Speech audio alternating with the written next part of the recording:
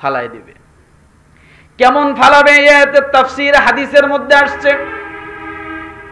আপনি কাকুতি মিনতি করবেন, কোনো কাজ হবে না, আপনাকে ধরবে আর এরকম ভাবে ফিক্কা দিয়ে ফালাবে, কোনো কাজ হবে না, কোনো কান্নাকাটিতে কোনো কাজ হবে না। এই আলোচনা আমার গোটা পরিবারকে জড়ায়। এটা হলো একটা হায়ার অ্যান্টিবায়োটিকের মতো। কিসের মতো? নিজে বাঁচো, পরিবারকে বাঁচাও। আচ্ছা, নিজে বাঁচি, পরিবারকে বাঁচাইতে চাই বা চায় না, এরকম কেউ আছে নাকি? সবাই বাঁচাইতে চায়। এই যে ঠান্ডা, কনকনে শীত, হয়তো অনেক সময় নিজের একটা ভালো ঠান্ডার কাপড় কেনা হয় না, কিন্তু বাচ্চাদেরকে কিন্তু কিনে দেওয়া হয়েছে, স্ত্রীর জন্য কেনা হয়েছে, বা দুইজনে মোটামুটি একটু কষ্ট করতেছে, কিন্তু সন্তানদের জন্য কেনা। কেন কিনছেন? যে সন্তান যাতে ঠান্ডা না। এরপরে দুইজন মুরব্বী তো আছেন ঘরে, ঠান্ডার জন্য যতটুকু উপকরণ দরকার যথেষ্ট পরিমাণ করা হচ্ছে, যা আছে তার যতটুকু লাগে তার থেকে অনেক সময় বেশি করা হচ্ছে। একটাই উদ্দেশ্য, ঠান্ডা থেকে বাঁচানোর জন্য। কি বলে? 5টা সন্তান, এমন না যে 4 সন্তান, 2 সন্তান খালি গায়ে আছে, 2 সন্তানের গায়ে পুরো ভরায় দিয়েছেন, এমন না। যতটুকু সামর্থ্য হয়েছে 5 জনকেই কম বেশি, পুরান হোক নতুন হোক, কিনে দেওয়ার চেষ্টা করছেন। তার একটাই কারণ, 5টাকেই বাঁচাইতে চাচ্ছেন ঠান্ডা থেকে। কথা ঠিক না? 5টাকেই বাঁচাইতে চাচ্ছেন, সাথে স্ত্রীকে, নাকি স্ত্রীকে বাদ দিয়ে ল্যাব আপনি টান দিয়ে গায়ে দেন আর বউরে খালি রাখেন। পারিত ভোগকে রাত্রেবেলা জাগনা যদি পান, স্ত্রী গায়ে একটু উঠায় দেন যে গায়ে আছে কিনা, ল্যাবটা আছে কিনা, তাই না? তাহলে বোঝা গেল আপনি একজন কর্তা, আপনি সকলের দিকে লক্ষ্য রাখছেন, কেউ যেন ঠান্ডা থেকে কষ্ট না পায়, ঠান্ডাতে কষ্ট না পায়। আবার গরম যখন আসে, ফ্যান চলে, এরপরে কারেন্ট ঘন ঘন যায়, তখন কি করে? একটা চার্জার ফ্যান কেনে। একার জন্য কেনে? হ্যাঁ, ওই মুভি হয় কিনা, অর্থাৎ এরকম মুভ করে কিনা এটা দেখেন, দেখার পরে কিন্তু অনেক সময় কেন ভাই মুভ করে বলে, হ্যাঁ, তাহলে বোঝা গেল পুরো ফ্যামিলির জন্য, নাকি? এরকম যত ঘুরবে সবার জন্য, তাহলে বোঝা গেল আপনার চিন্তা চেতনায় সবসময় ফ্যামিলিকে একটু ভালো রাখার জন্য চেষ্টা আছে। কিন্তু আপনি ঠান্ডা থেকে বাঁচাচ্ছেন, কিন্তু জাহান্নামের আগুন থেকে বাঁচাচ্ছেন না, এটা আমার জন্য দুর্ঘটনা। ঠান্ডা থেকে বাঁচাচ্ছি, কিন্তু আমি আমার পরিবারকে আগুন থেকে বাঁচাচ্ছি না, এটা আমার জন্য দুর্ভাগা কপাল। বোঝা গেল আমার কপাল পুড়ে গেছে। আমি দুনিয়ার সব সুখ শান্তি তাদের জন্য করছি, তাদের শান্তির জন্য করতেছি, আমি নিজেকে বিলীন করে, কিন্তু আখেরাতের জন্য কে কতটুকু করলো এটা আমি কিন্তু কখনো পরিমাপ করি না। আসুন তাহলে আজকে আলোচনার বিষয় কি? নিজে বাঁচো, পরিবারকে বাঁচাও। আল্লাহ সুবহানাহু ওয়া তাআলা সূরাতুত তাহরীম, কোন সূরা? 6 নম্বর আয়াত। কত? এই একটা আয়াতে আল্লাহ 4টা ঘোষণা দিয়েছেন। 4 ঘোষণা মিলেই মূল উদ্দেশ্য হলো জাহান্নাম থেকে কেমনে নিজে বাঁচা যায়, অপরকে বাঁচানো যায়, পরিবারকে বাঁচানো যায়। 4টা ঘোষণা। সুবহানাল্লাহ। আসুন আল্লাহ পাক রব্বুল আলামিন বলেন, ইয়া আইয়ুহাল্লাযীনা আমানু কু আনফুসাকুম ওয়া আহলিকুম নারা ওয়া কুদুহান নাস ওয়াল হিজারাতু আলাইহা মালাইকাতুন গিলাদুন শিদাদুন লা ইয়াসুনাল্লাহা মা আমারাহুম ওয়া ইয়াফআলুনা মা ইউমারুন। সকলে বলছেন, বললে শরীরটা একটু গরম হবে, ঠান্ডা দিন না, মাফলার টাফলার পেঁচানো আছে, শীতের কাপড় গায়ে আছে, একটু ঠান্ডা ঠান্ডা লাগতেছে। আল্লাহ একটু জোরে বললে শরীরটা হিট হয়। কি হয়? হিট। রব্বুল আলামিন ডাক দিয়ে বলেন, আল্লাহ সুবহানাহু ওয়া তাআলা এই সূরা তাহরীমের 6 নম্বর আয়াতে দুনিয়ার সকল মানুষদেরকে আল্লাহ একত্রিত করলেন না, আল্লাহ তাআলা বড় আদর করে মহাব্বত করে 800 কোটি মানুষের মধ্যে থেকে আল্লাহ 250 কোটি মানুষকে আলাদা করলেন। 250 কোটি মানুষকে আল্লাহ তাআলা আলাদা করে একটা জাহান্নাম থেকে বাঁচার জন্য আল্লাহ বান্দার জন্য মেসেজ পাঠিয়ে দিলেন। বলেন সুবহানাল্লাহ। কয়শো কোটি মানুষের জন্য এই আয়াতটা হলো 250 কোটি মানুষের জন্য। সুবহানাল্লাহ। রব্বুল আলামিন শুনতে বললেন, ইয়া আইয়ুহাল্লাযীনা আমানু কু আনফুসাকুম ওয়া আহলিকুম নারা। হে ঈমানদারগণ, বুঝুন, হে ঈমানদারগণ, তুমি নিজে বাঁচো এবং তোমার পরিবারকে জাহান্নামের আগুন থেকে বাঁচাও। আল্লাহ কি এই জাহান্নামের আগুন থেকে বাঁচার কথাটা কাফেরকে বলছে? এই আয়াতে কাকে বললেন?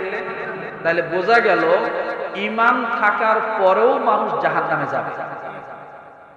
ঈমান থাকার পরেও কি মানুষ জাহান্নামে যাবে? যার কারণে আল্লাহ ঈমানদারকেই আল্লাহ বললেন, হে ঈমানদারগণ, নিজে বাঁচো এবং পরিবারের লোকদেরকে জাহান্নামের আগুন থেকে বাঁচাও। তাহলে বোঝা গেল আমরা ঈমান আনছি বলে এইভাবে চিন্তামুক্ত থাকার কোনো কারণ নাই। একবারে ঈমান আমলকে ছেড়ে দিয়া আল্লাহর উপর ভরসা করে থাকলাম যে আমি তো ঈমান আনছি, আমার জন্য আর জাহান্নাম নাই, আমার জন্য জাহান্নামের আগুন নাই, এ কথা ভেবে বান্দা কখনো বসে থাকতে পারে না।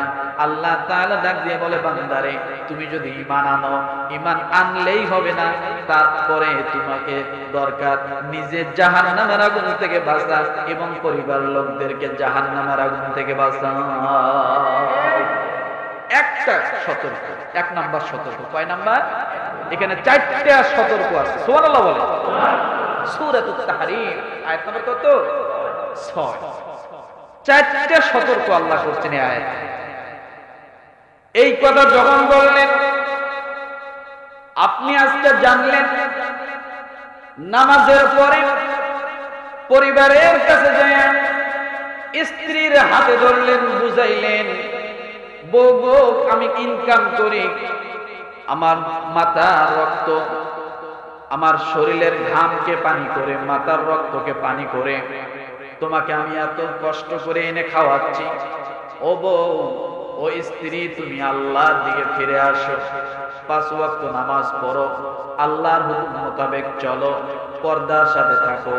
আপনি স্ত্রীকে বুঝাইলেন, সন্তানকে বুঝাইলেন, কিন্তু কোনো কাজ হচ্ছে না। কি হয় না? কোনো কাজ হয় না। এত বুঝান, প্রথমে আল্লাহ আগুনের কথা দিয়ে সতর্ক করলেন। রব্বুল আলামিন ডাক দিলেন, নিজে আগুন থেকে বাঁচো, পরিবারের লোকদেরকে আগুন থেকে বাঁচাও। আপনি নিজে বাঁচার জন্য চেষ্টা করলেন আজকের আলোচনা শোনার পরে। এরপরে স্ত্রীকে বাঁচানোর চেষ্টা করলেন, পরিবারকে বুঝাচ্ছেন, কিন্তু এত বুঝান তারপরও কাজ হয় না।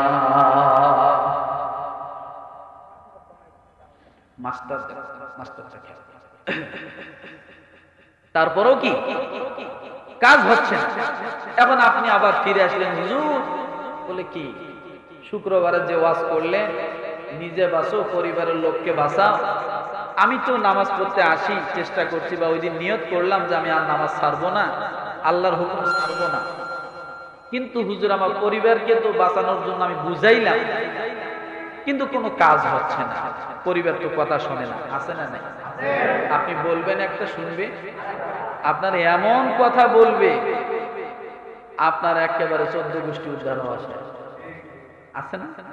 আছে, ব্যালেন্স ছাড়া কিছু আছে। এরপরে রব্বুল আলামিন ডাক দিয়ে বলেন, ওয়াকুদুহান নাসু ওয়াল হিজারা। পরিবার প্রথমে যখন আগুনের কথা বলা হলো, আল্লাহ বলেন ও দুনিয়ার মুমিনেরা, তুমি যখন আগুনের কথা বলার পরেও, আগুনের কথা শোনার পরও আল্লাহর দ্বীনের পথে, নামাজের পথে, হুকুমের পথে আসতে পারতেছো না, আল্লাহ জিকিরের পথে আসতে পারতেছো না, তোমার পরিবারকে বোঝানোর পরও আসে না। এরপরে আল্লাহ দ্বিতীয় নাম্বার সতর্ক করলেন, ওয়াকুদুহান নাসু ওয়াল হিজারা। দ্বিতীয় শাস্তি কি হবে? তাহলে প্রথম শাস্তি কি পেলাম? জোরে, আরো জোরে বুঝতে হবে তো, আমি পাট পাট করে দিচ্ছি। প্রথম শাস্তি কি পেলাম? আল্লাহ আগুন দিয়ে সতর্ক করলেন যে তোমরা আগুন থেকে বাঁচো। দ্বিতীয় নাম্বার আল্লাহ সতর্ক করলেন, ওয়াকুদুহান নাসু ওয়াল হিজারা। যদি তোমরা আগুনের কথা শোনার পরও সতর্ক না হও, আল্লাহ ডাক দিয়ে বলে, বান্দারে দ্বিতীয় নাম্বার সতর্ক করলাম, যদি আগুনের কথায় কাজ না হয়, পরিবারের যদি দিনের পথে ফিরে না আসে, তাহলে এবার দ্বিতীয় ভয়টা তুমি তাকে দেখাও, দ্বিতীয় সতর্কটা দেখাও যে মানুষ আর পাথর হবে জাহান্নামের ইন্ধন। অর্থাৎ মানুষ এবং পাথরকে দিয়ে আল্লাহ জাহান্নাম প্রজ্বলিত করবে। এটা হলো পেট্রোলের মতো, কেরোসিনের মতো, ডিজেলের মতো। আগুনে যদি পেট্রোল ঢালা হয়, নেবে? কথা বলে না, নিভে যাবে? ডিজেল, কেরোসিন, তরল গ্যাস, আগুন কি হবে? অনেকে ঘুমাচ্ছে, কিন্তু এই আলোচনা শুনতে যায় যদি ঘুম আসে, তাহলে আর কি ঘুমান না। সকলে হাত উঁচু করেন তো দেখি, হাত উঁচু করেন, দেখেন তো কে কে ঘুমাচ্ছে। হাত নামা, কষ্ট পাইলে। এটা তো ঘুমে না।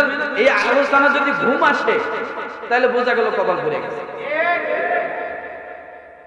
কত সতর্ক করছেন আল্লাহ, আপনি চিন্তা করছে।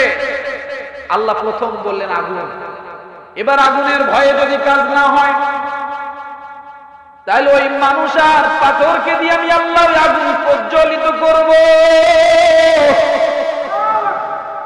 ওই আগুনের জন্য আমি লাকড়ি বানাবো মানুষকে, ওই আগুনের জন্য আমি আল্লাহ তাআলা পাথরকে দিয়ে আমি আল্লাহ গালাবো। এরপরে সেই গালনা পানি দিয়ে আমি আল্লাহ তাআলা আগুনের ধার, আগুনের শক্তি আরো বৃদ্ধি করে দিব। কি করে দিব? বৃদ্ধি করে দিব। তাহলে বোঝা গেল আগুনকে আরো শক্তিশালী করার জন্য আল্লাহ কি ব্যবহার করবে? পাথর আর মানুষ। চিন্তা করা যায়? চিন্তা করা যায়? এই পাথরের বিষয় যখন আসলো, আল্লাহর নবী জনাবে মুহাম্মদুর রাসূলুল্লাহ সাল্লাল্লাহু আলাইহি ওয়াসাল্লাম এই আয়াতের আলোচনা যখন করতেছিলেন, কিছু সংখ্যক সাহাবায়ে কেরাম সেখানে উপস্থিত ছিল। এমন সময় একজন, ওই সাহাবীদের মাঝে একজন মুরব্বী লোক, বেদিন লোক ছিল। ওই মুরব্বী লোকটা যখন শুনলো ওয়াকুদুহান নাস ওয়াল হিজারা, মুরব্বী যখন শুনলো ওই জাহান্নামকে প্রজ্বলিত করা হবে মানুষের পাথর দিয়া, পাথর যখন গরম হয় অনেক উত্তপ্ত হয়ে যায়। আবার অগ্নিয়গিরিগুলোর দিকে তাকান, পাথর অগ্নিয়গিরির ভিতরে যখন থাকে, ইন্দোনেশিয়া বর্তমান কয়েকদিন আগে হয়েছিল, পাথর গলে গলে পানির মতো হয়ে মাটির উপর দিয়ে, পাহাড়ের উপর দিয়ে ছড়ায়া পড়তেছে। পাথর গলে কি গলে না? অগ্নিয়গিরিগুলো সাজ দিয়ে দেখবেন, পাথর গলে। ও মুসলমান, ওই মুরব্বী লোকটা রাসূলের এই আলোচনার মাঝে সেখানে উপস্থিত ছিলেন। ডাক দিয়ে বলেন, ইয়া রাসূলুল্লাহ, ও আল্লাহর নবী, ওই পাথরগুলো কেমন হবে? দুনিয়ার পাথরের মতো নাকি দুনিয়ার পাথরের থেকে আরো অন্য রকম? কারণ যে পাথরগুলো দিয়ে আমার আল্লাহ জাহান্নামের আগুনকে প্রজ্বলিত করবে, যে পাথরগুলো গলে গলে যাবে, যে পাথরগুলো আগুনের জন্য লাকড়ি হিসেবে কাজ করবে, ইয়া রাসূলুল্লাহ, দুনিয়ায় যে পাথর আমরা দেখি তার থেকে কি অন্যরকম কোন পাথর, ভিন্ন কোন পাথর? সঙ্গে সঙ্গে আল্লাহর নবী ডাক দিয়ে বলেন, ওই পাথর দুনিয়ার জমিনে যত সবচাইতে বড় পাথর আছে, আল্লাহর কসম করে নবী বলেন, দুনিয়ার মধ্যে সবচাইতে যত বড় পাথর আছে, যত দামি পাথর আছে, তার থেকে অনেক বড় পাথর আমার আল্লাহ তাআলা জাহান্নামে মানুষের জন্য ফালাইবে। আমরা হয়তো পাথর বেশির বেশি এতটুকু দেখেছি, অন্যান্য রাষ্ট্রে যারা পাথরের পাহাড় আছে, এক একটা পাথর হাজার হাজার মণ ওজন আছে, তার থেকেও বড় বড় পাথর আল্লাহ মানুষের উপর ফালাবে। ইট ভাটার কয়লা যেমন ফালায়, ওই রকম আগুনকে উজ্জীবিত করার জন্য, টিকিয়ে রাখার জন্য আল্লাহ পাথর এবং মানুষকে ফালাবে। ও মুসলমান, এই কথা যখন ওই বেদুন লোকটা শুনল, সঙ্গে সঙ্গে বেহুশ হয়ে জমিনে পড়ে গেছে। পাথর যদি আমার গায়ের উপর ফালায়, আর ওই পাথর যদি গলে গলে আমার শরীরের মধ্যে লাগে, আমার আগুন, আমার জাহান্নামের জন্য, আমার জন্য যে বরাদ্দ আগুন, সেটা আর দাউ দাউ করে জ্বলবে। লোকটা বেহুশ হয়ে জমিনের মধ্যে পড়ে গেল। আল্লাহ নবী তার বুকের মধ্যে হাত দিয়ে দেখলেন লোকটা মারা গেছে নাকি। দেখে না, মুরব্বী, লোকটা মারা যায় নাই। আল্লাহ নবী তাকে ডাক দিলেন, ও মুরব্বী, জাগনা হও। মুরব্বী যখন জাগনা হলো, সঙ্গে সঙ্গে আল্লাহ নবী পড়ায় দিলেন, বলো লা ইলাহা ইল্লাল্লাহ মুহাম্মাদুর রাসূলুল্লাহ। আল্লাহ নবী যখন তাকে কালেমা পড়ালেন, সঙ্গে সঙ্গে লোকটা কালেমা পড়ে নিল। এবার প্রশ্ন করলো, ইয়া রাসূলুল্লাহ, আমি কালেমা পড়লাম, আমার জন্য এখন কি হুকুম? আমি কি এখন জাহান্নামের অগ্নি হব? আমি কি জাহান্নামের খড়ি হব? আমি কি পাথরের সাথে আমি জাহান্নামের মধ্যে ইন্ধন হয়ে থাকব? আল্লাহর নবী ডাক দিয়ে বলেন, ও আল্লাহর নবী, ও সাহাবী, তুমি শুনে রাখো, তুমি কালেমা পড়েছো, আমার আল্লাহ তাআলা সঙ্গে সঙ্গে তোমার নামটা জাহান্নামের খাতার থেকে কেটে দিয়া জান্নাতের খাতার মধ্যে আমার আল্লাহ লিপিবদ্ধ করে দিয়েছে। অন্যান্য সাহাবায়ে কেরাম আশ্চর্য হয়ে গেল, চোখের সামনে লোকটা জাহান্নামী থেকে জান্নাতি হয়ে গেল। সকলেই বলল, ইয়া রাসূলুল্লাহ, এই খুশ খবর, এই খুশির সংবাদটা কি শুধু এই লোকের জন্য না আমাদের জন্য? আল্লাহর নবী আর একটা আয়াত পড়ে তাদেরকে বুঝালেন, যালিকা লিমান খাফা মাকামি ওয়া খাফা ওয়াঈদ। সূরা ইব্রাহিম আয়াত নম্বর 14। কত? যালিকা লিমান খাফা মাকামি ওয়া খাফা ওয়াঈদ। আল্লাহ তাআলা প্রথমে ডাক দিয়ে বলেন, তাদের জন্য পুরস্কার রয়েছে, ওই সমস্ত লোকদের জন্য। তারা কারা? যারা আল্লাহর সামনে দাঁড়াতে হবে এটাকে ভয় করে। কি করে বলেন তো? আল্লাহর সামনে দাঁড়াতে হবে এটাকে ভয় করে এবং ভয় রাখে আমার সতর্কবাণীর উপরে। যেমন আজকে আলোচনাটা সম্পূর্ণ সতর্কবাণী। এটার উপর কি করতে হবে? ভয় রাখতে হবে যে হয় আমার জন্য আগুন, আর না হলে আমি নিজেই আগুনের জন্য কি খোরাক, আমি নিজেই আগুন প্রজ্বলিতর জন্য কারণ, মাধ্যম, উপকরণ, আমি লাকড়ি হিসেবে ব্যবহার হব। শুধু আমি না, পাথর সহ। এখন প্রশ্ন করবেন, হুজুর পাথর কেন? কথা ঠিক না? হয়তো বলবেন, হুজুর পাথর কেন? মুফাসসিরিন কিরাম এই পাথরের ব্যাখ্যা দিতে যাইয়া সেখানে বলেছেন, সূরা আম্বিয়া আয়াত নাম্বার 58, ইন্নাকুম ওয়া মা তা'বুদুনা মিন দুনিল্লাহি হাসাবু জাহান্নাম। সূরা আম্বিয়া আয়াত নাম্বার কত? 98। আল্লাহ তাআলা ডাক দিয়ে বলে, তোমরা যে পাথরগুলো দ্বারা মূর্তি বানাও, আমি ওই পাথরগুলোকে দিয়েই জাহান্নাম প্রজ্বলিত করব। আমি আল্লাহকে বাদ দিয়া যে পাথরের মূর্তি বানায়া তোমরা তাকে আল্লাহ বলে ডাকো, তোমরা জেনে রাখো তোমরা তো জাহান্নামে যাবে, তোমরা যে মূর্তিগুলো বানাইছো যে পাথর দিয়ে এত যত্ন করে তাদের ইবাদত করলা, আমি ওই পাথরগুলো সহ তোমাদেরকে সহ জাহান্নামে ঢুকাই দেব। তাহলে পাথর জাহান্নামে হওয়ার আরেকটা কারণ এখানে পাইলাম, একটা কারণ পাইলাম, সেটা কি? পাথরের মূর্তি বানায়া তারা কি করে? পূজা করে, আছে না? এখন কি দেখা যায় না? বাংলাদেশে বিগত কিছুদিন আগেও অনেক মূর্তি তৈরি হয়েছিল, ছিল কি ছিল না? যারা বানাইছে আর যে পাথরগুলো এখানে নির্মাণ করা হয়েছে, উভয়ে জাহান্নামে যাবে। কোন সূরা বলে না? সূরা আম্বিয়া কত নম্বর আয়াত? 98 নম্বর আয়াত। যারা বানায় এবং যেগুলোকে বানায় এগুলো কি হবে? জাহান্নামে যাবে। আল্লাহ বলে, আমাকে বাদ দিয়ে তোমরা যাদেরকে প্রভু মনে করো, তাই তো মনে করা হয়েছে এতদিন। কি মনে করা হয়েছে? আল্লাহকে গালি দিলে কোনো বিচার হয় না, কিন্তু বাবাকে গালি দিলে বিচার, মাকে গালি দিলে বিচার, নবীকে গালি দিলে বিচার হয়। কথা ঠিক? ও মুসলমান, তাহলে এক নাম্বার আল্লাহ সতর্ক করছেন কি দিয়া? দ্বিতীয় নাম্বার আল্লাহ সতর্ক করলেন কি দিয়া? পাথর দিয়ে। এরপরে তৃতীয় নাম্বার আল্লাহ সতর্ক করেন, আলাইহা মালাইকাতুন গিলাদুন শিদাদুন লা ইয়াসুনাল্লাহা মা আমারহুম ওয়া ইয়াফআলুনা মা ইউমারুন।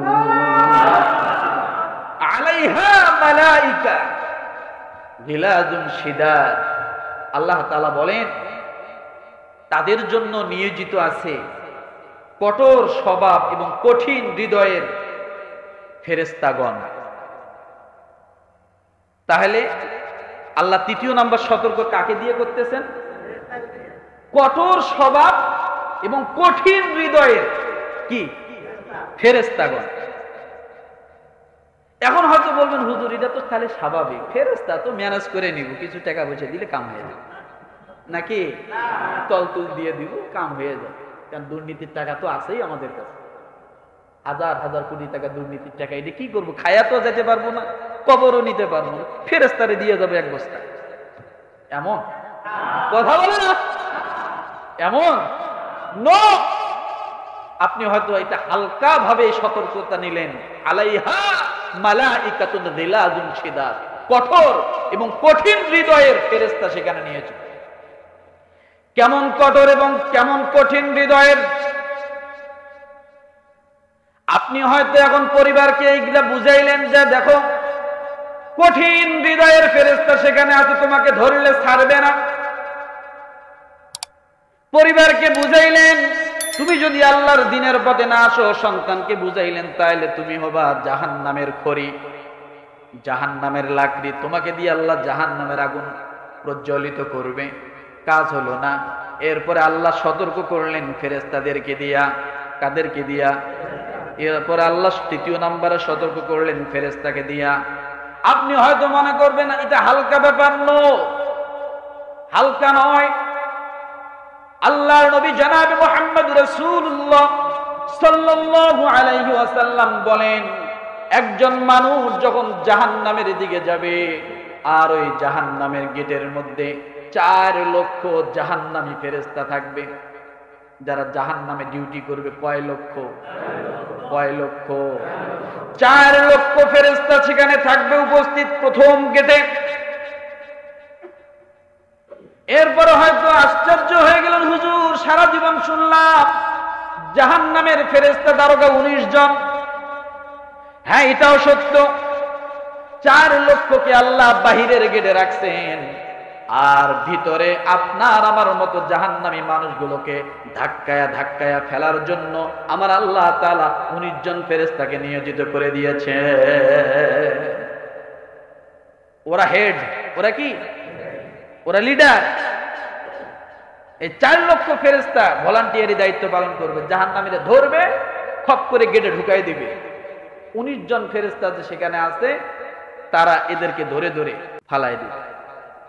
কেমন ফালাবে? এই তাফসীর হাদিসের মধ্যে আসছে। আপনি কাকুতি মিনতি করবেন, কোনো কাজ হবে না। আপনাকে ধরবে আর এরকম ভাবে ফিক্কা দিয়ে ফালাবে, কোনো কাজ হবে না, কোনো কান্নাকাটিতে কোনো কাজ হবে না। আপনি যত কান্দেন কোনো কান্দনে কাজ হবে না। আপনাকে যে ফালাইলো, আপনি কত নিচে চলে গেলেন? 500 বছরের রাস্তা গভীর নিচে চলে গেলেন। তারা কেমন দেখেন, কত কঠোর হৃদয়ের। আপনি তাদেরকে ডাকবেন, ভাই আসেন, ভাই আসেন, জাহান্নাম থেকে ডাকবেন, আপনার ডাক শুনবে কিন্তু জবাব দিবে না। কি দিবেন? 1 বছর পরে, 2 বছর পরে, 1000 বছর পরে আপনার কাছে যা বলবে আপনি কেন ডাকছিলেন। আপনি বিপদে পড়ে ডাকলেন, মনে করবেন ডাকার সাথে সাথে আসবেন। 1000 বছর পরে, 500 বছর পরে আপনার ডাকের জবাব দিবে। বলেন 500 বছর কি আযাব আপনার জন্য কম হবে? না। এক একটা ডাকের জবাব যদি 1000 বছর পরে দেয়, তাহলে বোঝেন তাদের হৃদয়টা কত কঠিন। আপনি যতই কান্দেন না কেন কোনো কাজ হবে না। কি হবে না? কোনো কাজ হবে না। কালা চশমা পরা থাকবে। কি পরা থাকবে? কালা চশমা পরা থাকবে। আরে ভাই, দুনিয়ার র‍্যাব বাহিনীর পায়ের নিচে তো চামড়ার জুতা, আর জাহান্নামের ফেরেশতাদের পায়ের নিচে হলো লোহার জুতা। দুনিয়ার র‍্যাব বাহিনী, চিতা বাহিনী, কোবরা বাহিনী, টাইগার বাহিনী, সোয়াত বাহিনী, পুলিশ বাহিনী, আর্মি, র‍্যাব যা আছে সবার হাতের মধ্যে দেখবেন বাঁশের লাঠি, আর নাহলে একটা রাবারের লাঠি। কথা ঠিক না? কথা বলেন না দি? কিন্তু জাহান্নামের ফেরেশতাদের হাতে থাকবে আগুনের লাঠি।